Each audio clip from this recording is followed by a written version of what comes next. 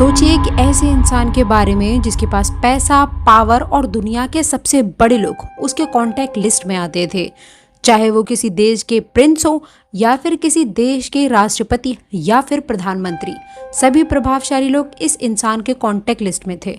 Private jet, secret party और एक island भी जहां सब कुछ परफेक्ट तो दिखता था, लेकिन उसकी कहानी का अंत होता है एक अंधेरी जेल में। उसके मरने के बाद में कुछ ऐसा रह जाता है जो सच आज भी लोगों से छुपा हुआ है, जहां पैसा, पावर और सीक्रेट एक दूसरे से उलझ जाते हैं। और यहाँ से शुरू होती है दुनिया के स्कैंडल सिंबल बन चुके जेफरी एप्स्टीन की कहानी।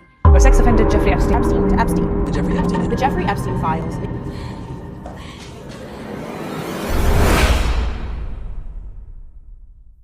1953 में न्यूयॉर्क में एक मिडिल क्लास फैमिली में एक लड़का पैदा होता है। ना कोई खास बैकग्राउंड और ना ही कोई बड़ी लेगेसी, लेकिन उस लड़के के पास केवल इतनी चीज थी, वो ये कि उसे बड़ा बनना था। उसकी जिंदगी शुरुआती एक मैथ्स टीचर के रूप में होती है, जहां वो बच्चों को मैथ्स पढ़ाता था, लेकिन थोड़े ही समय बाद में वो वॉल स्ट्रीट पहुंच जाता है। धीरे धीरे करके वो अपने आप को एज अ फाइनेंशियल एक्सपर्ट के रूप में प्रेजेंट करता है, जहां सिर्फ बड़े और अल्ट्रा रिच लोग ही उसे अपना पैसे मैनेज करवाया करते थे। यहाँ से उसका असली गेम शुरू हो जाता है, नेटवर्किंग का गेम। 1990 तक उसका सर्कल बहुत बढ़ चुका था। अब वो आम लोगों के बीच में नहीं बैठता था, बल्कि प्रेसिडेंट, बिलियनियर और सेलिब्रिटी के बीच में उसका रिलेशन बन चुका था। धीरे धीरे करके सब बदलता है। उसके पास एक प्राइवेट जेट और कैरिबियन में एक प्राइवेट आइलैंड जिसे लिटिल सेंट जेम्स के नाम से जाना जाता है, जो आगे चल के इस स्कैंडल का बहुत बड़ा अहम हिस्सा भी बनता है, उसे खरीद लेता है। अब यहाँ तक तो जिंदगी की रफ्तार में वो बहुत आगे जा चुका था। जो भी उसने सपने देखे थे, एक एक करके वो पूरा करते जा रहा था। लेकिन इस चमक के पीछे कुछ बहुत ही डार्क चल रहा था। साल आता है 2005, जब फ्लोरिडा में एक कंप्लेंट फाइल होती है। वो कंप्लेंट एक माइनर लड़की करती है और वो पुलिस को ये बात बताती है कि उसके साथ में हुआ है। जब इन्वेस्टिगेशन चलती है तो धीरे धीरे करके एक शॉकिंग पैटर्न सामने आता है, जिसमें माइनर लड़कियों को बहला फुसला कर एक ऐसे काम में उन्हें धकेल दिया जाता है जिसे हम एक्सप्लॉयटेशन कहते हैं। धीरे धीरे करके ये चेन रुकती नहीं है, थमने का नाम ही नहीं लेती है। जब एक लड़की से पूछते हैं, वो लड़की किसी दूसरी लड़की का नाम लेती है। ये चेन धीरे धीरे करके इतनी बढ़ जाती है कि 180 के आसपास ऐसी ही लड़कियां धीरे धीरे सामने आती है। हालांकि 2008 में इस केस का आउटकम आता है जो सबको हिला देता है। एप्स्टीन पर इतने सीरियस एलिगेशन होने के बाद में भी उसको सिर्फ 13 महीने की सजा होती है, वो भी स्पेशल प्रिविलेजेस के साथ में। बहुत सारी चीज़ों में उसे फायदे दिए जाते हैं। इस चीज़ से लोगों का दिमाग पूरी तरह से हिल जाता है। लेकिन उस वक्त ये चीज़ तो एकदम क्लियर हो चुकी थी कि पावर ने जस्टिस को हरा दिया है। आगे समय बढ़ता है, अब लोग इस केस को भूलने लग जाते हैं। लेकिन 2008 में कुछ जर्नलिस्ट ने पुरानी फाइल्स दोबारा से रीओपन की और फिर लोगों के सामने सच सामने आया। फिर आता है जुलाई 2019, जब एप्स्टीन को फिर से अरेस्ट कर लिया गया, लेकिन इस बार चार्जेस और भी ज्यादा सीरियस थे, ट्रैफिकिंग ऑफ माइनर गर्ल्स। सबको ये लगा कि अब सच तो सामने आएगा, लेकिन अब कहानी में आता है एक और नया ट्विस्ट। ट्रायल जब शुरू होता है तो उससे पहले यानी कि 10 अगस्त 2009 को एप्स्टीन अपनी ही जेल में लाया जाता है। अब ऑफिशियल्स की तरफ से ये स्टेटमेंट आता है कि ये सुसाइड है।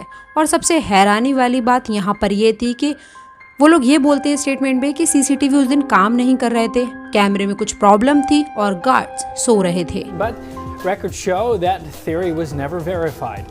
Congress later released the full video including the missing minute which showed nothing unusual.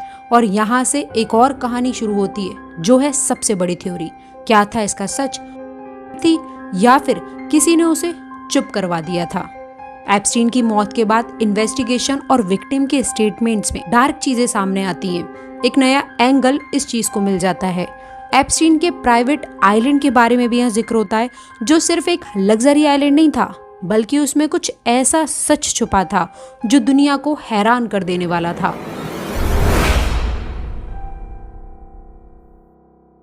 कुछ विक्टिम ने ये क्लेम किया और अपने एक्सपीरियंस भी वहां पर शेयर किए। उन्होंने बताया कि वहां पर एलिजिडली अंडर एज लड़कियों के साथ में हाई प्रोफाइल वाले लोग वहां पर रेगुलरली विजिट किया करते थे। पार्टीज के नाम पर इलीगल एक्टिविटीज होती थी और कई लोगों के नाम डॉक्यूमेंट्री और टेस्टिमनीज में भी शामिल हुए हैं। काफी सारी विक्टिम ने अपनी बहुत डरावने एक्सपीरियंस शेयर किए हैं जो शायद मैं आपको यहाँ बता भी नहीं सकती हूँ रिस्ट्रिक्शंस की वजह से। लेकिन एक बात तो यहाँ क्लियर थी कि विक्टिम ने जो ये एक्सपीरियंस किया था वो किसी हेल से भी कम नहीं था। लेकिन एक इम्पॉर्टेंट बात यहाँ पर ये बता दूं कि इनमें से कई सारे ऐसे नाम हैं जो डॉक्यूमेंट्री में मेंशन तो किए गए हैं लेकिन कोई भी लीगली प्रूव नहीं हुआ है गिल्टी। अब ये बोल सकते हैं कि सच का एक हिस्सा तो सामने आ गया है, पूरी तरह से तस्वीर शायद कभी क्लियर ही ना हो पाए। इस केस में एक और नाम सामने आया है, वो था ग्लेन मैक्सवेल, जिस पर यह आरोप था कि उसने माइनर लड़कियों के मदद की है।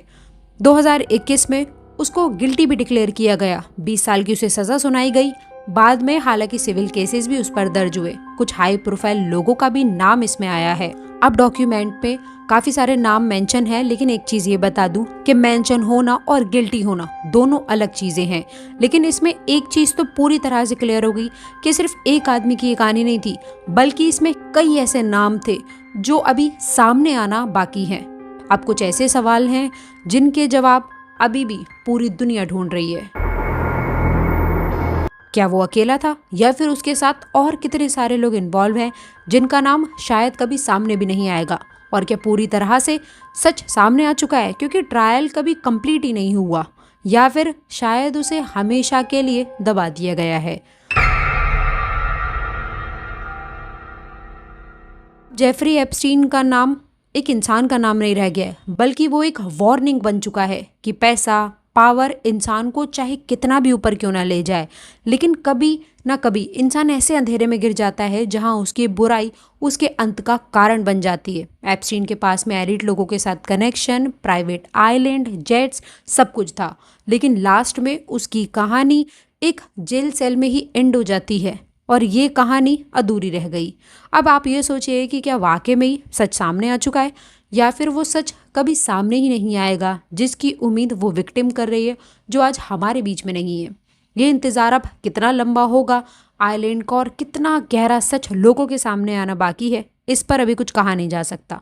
उम्मीद ये है कि विक्टिम की फैमिली को जल्द से जल्द इंसाफ मिले। आपका क्या कहना है एप्स्टीन फाइल्स के ऊपर? कमेंट बॉक्स में अपनी राय ज़रूर दें।